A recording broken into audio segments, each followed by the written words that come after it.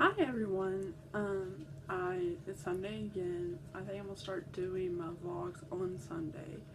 Um, I have surgery Tuesday. I've been on liver shrinking diet for almost 3 weeks exactly. Yes, I have cheated. I am only so strong. But today I am going to eat one last meal, my favorite food. It's stromboli. We'll see how that goes because every time I've cheated, it's really come back to bite me and I felt sick. So if this makes me feel sick, then I know I won't be able to eat it after surgery if I can't eat it before. That's a positive thing about cheating, I guess. But lost 15 pounds since I started, and that's really good. I'm really excited. I'm gonna get a call tomorrow to tell me what time to come in. I'll probably do a vlog video the morning of my surgery.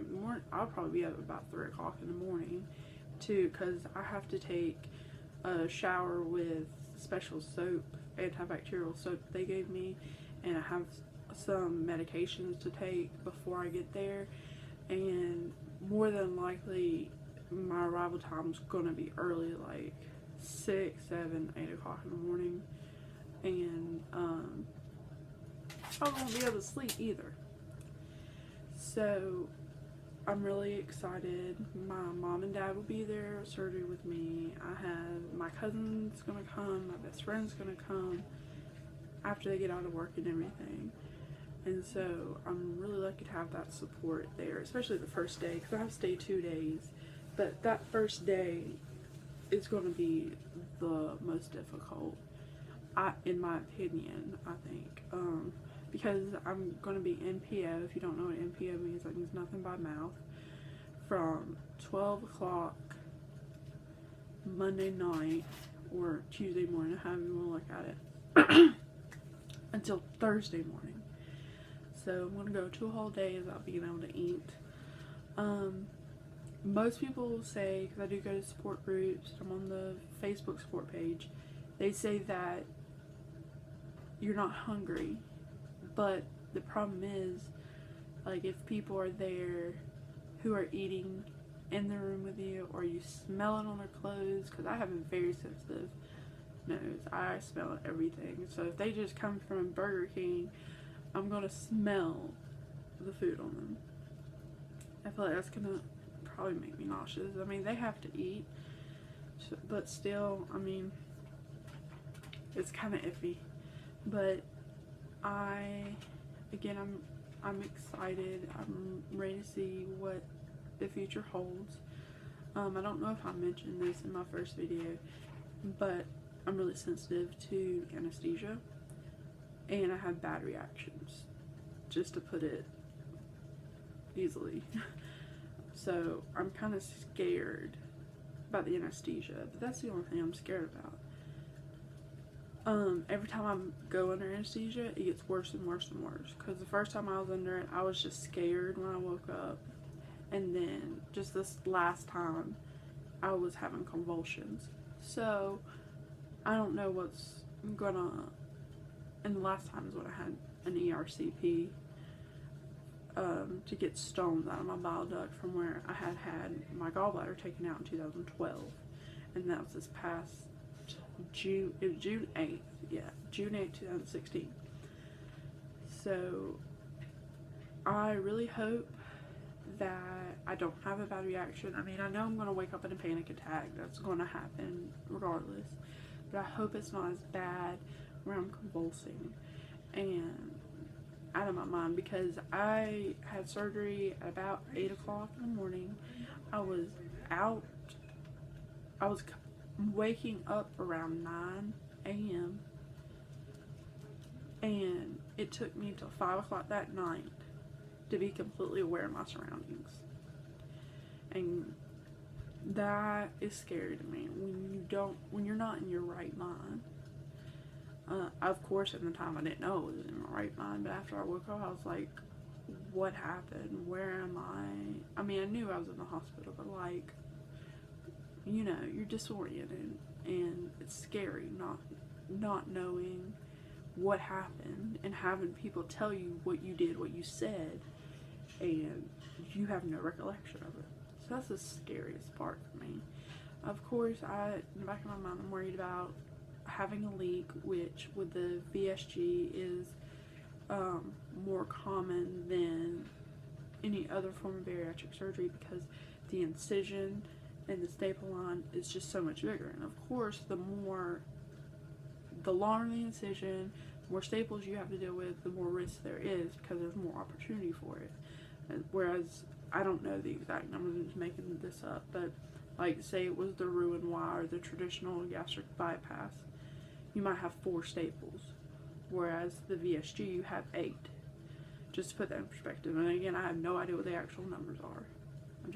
I just know that it's almost, if not double, it's right around double, if not more.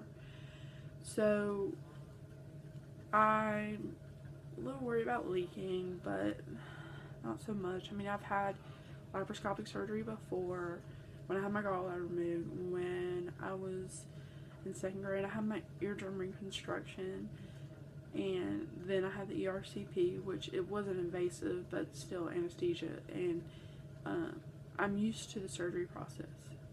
It's not like this is my first surgery, or it's my first surgery in a very long time, and it does help that I worked in healthcare, and it does help that I worked on a GI floor at a hospital, which if you don't know, GI floor is gastrointestinal, so everything in your stomach area. So, and of course this is an abdominal surgery.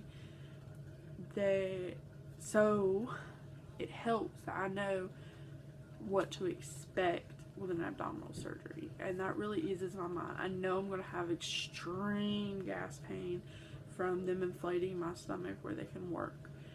I know that I have to walk.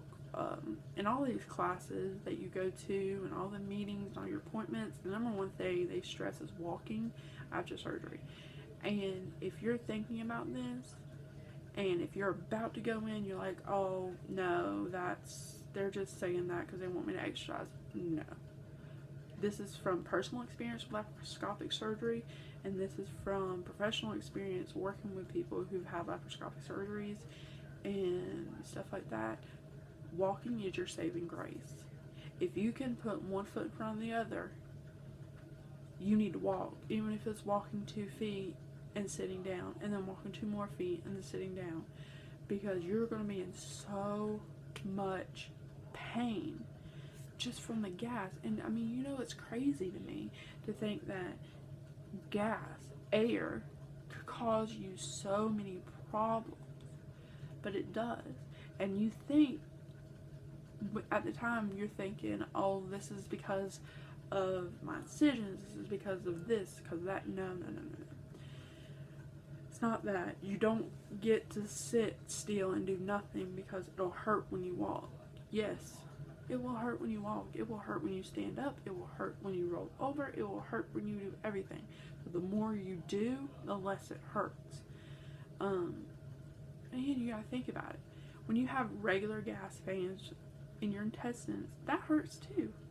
But you can release it a lot easier. Your entire abdominal cavity was expanded outside of the organs, and so it's a lot harder for that gas to get out. So you have to work at it. You gotta walk just to get it moving. I remember when I had my gallbladder taken out, I was up at 2 o'clock in the morning walking the halls till 5 o'clock in the morning, just because it hurt so bad. And honestly, I should have been up earlier, and knowing what I know now, because I hadn't worked on a GI floor.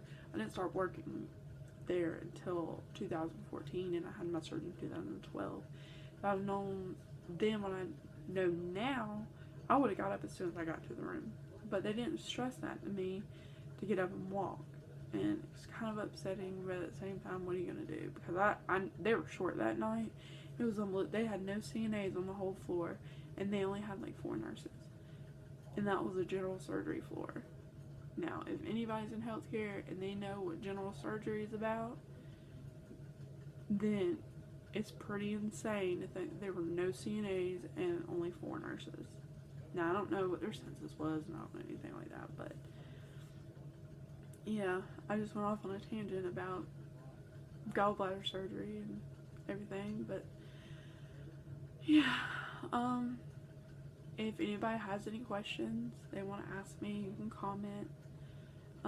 Please, no negativity. I'm not here to please anyone.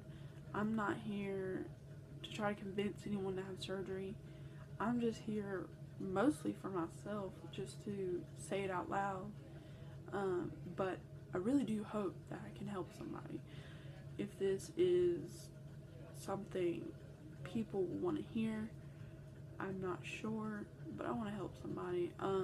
All my videos are probably going to be about 10 minutes or longer because I only do them once a week and I have a lot to talk about. Like I said, I'll probably do one Tuesday just because it's the day of surgery, and I'll probably do one Thursday because that's the day I come home, and then of course I'll do it next Sunday as well because that'll be 5 days out, I think. Wednesday, Thursday, Friday, Saturday, Sunday. Yeah, 5 days out. So if you want to hear more about my story, subscribe. If you don't, just leave my page alone. Just don't listen to it, don't watch it. It's really that simple.